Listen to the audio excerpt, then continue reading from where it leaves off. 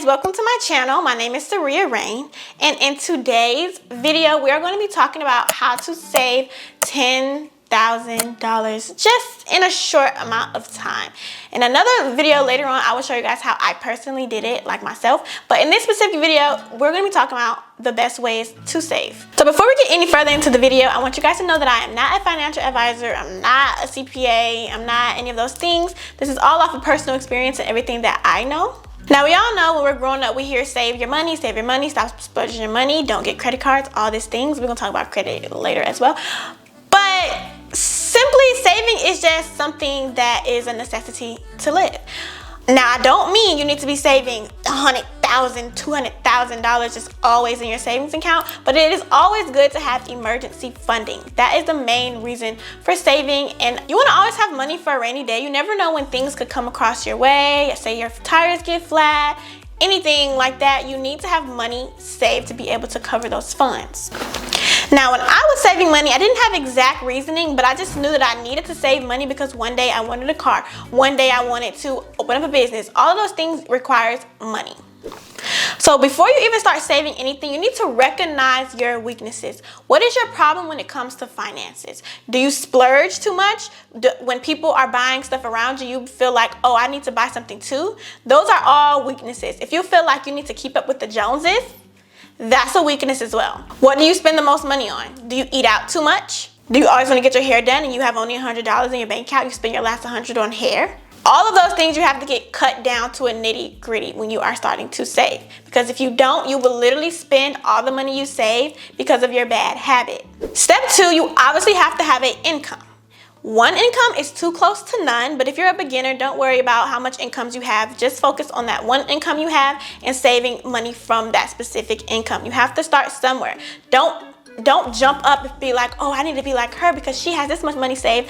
We're the same age. Well, how come I don't have that much money? You have to start somewhere. Do not try to keep up with nobody. Now, once you have an income, you need to recognize what your expenses are. An expense, debt. Debt is like when you have a car, you have to pay it back. That's a debt. So say you have a car note. Your phone bill, your light, your rent, subscriptions that you have, which obviously you would cancel those. Get into that later. All of those things you have to keep track of. So you should know how much your bills are a month. And your bills consist of everything that I just said. So once you tally up all your expenses, that'll be a number. Boom. You have to make sure your income, for one, covers your expenses no matter what. Now, if your expenses equals your income, you need a new income. You need to add an income or change your income to something that's higher. Another thing, if your bills are too high and if any of those bills you are able to lower, such as your phone bill, you can change your phone plan. You don't have to pay over $100 a month for a phone. I don't know who told y'all you had to do that, but you literally do not. My phone bill is not over $100 at all, and I do not see myself paying over $100 for a phone bill. No.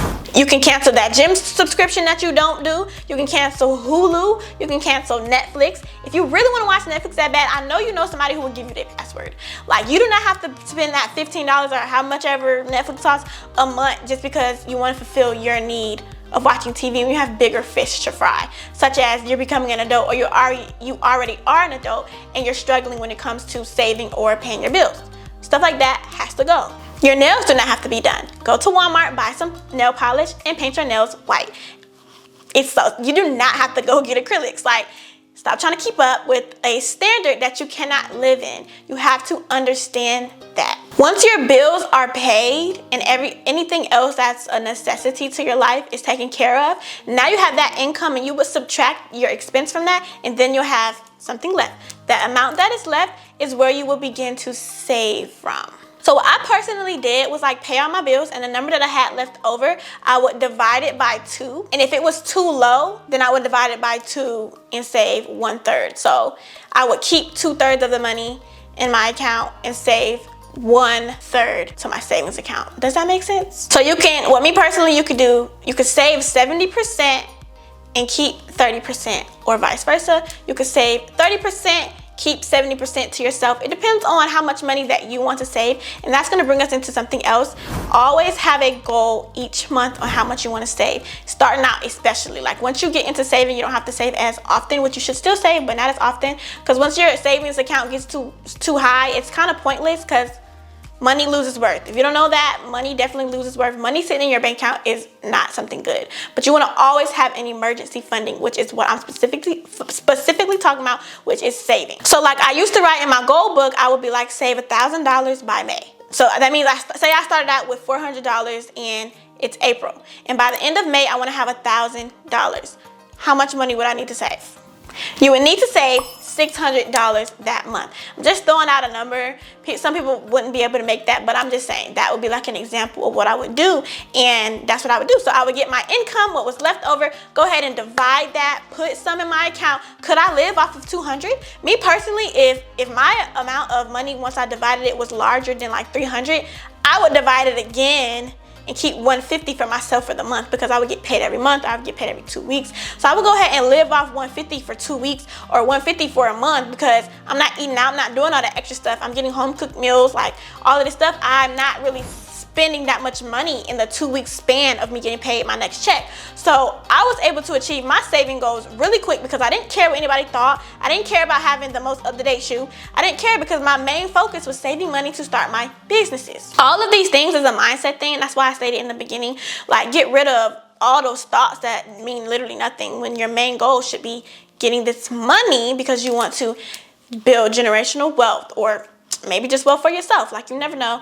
Whatever it is that you want, everybody's dreams and aspirations are completely different. Now, if there was months where I made a substantial amount of money, like way more than I usually would make, I would save more. Like, I would always put my pride aside and put that money into my savings. Another thing, that savings money, look at it as it's not your money. It's not touchable unless you actually need to. If you don't touch that money, you gonna low-key go bankrupt or die. Like, that money is not yours. So when you're dishing out $500 a month into your savings account, leave that money there. That is not your money. Don't go take that money out because you want to get your nails done, because you feel like, oh, I've been good, I've been doing so good saving, I should treat myself. No. Did you reach your goals? Did you buy that car? Did you put that down payment down? Did you do all of those things? You have no reason to be rewarded right now. There's no reason. Okay? That's another thing that people do often, is give themselves rewards for nothing. Now, if you absolutely have this mindset where you keep up with every lifestyle, that would mean add more incomes. If you decide you want to spend more, you need to be making more as well. Never spend more than you save, okay?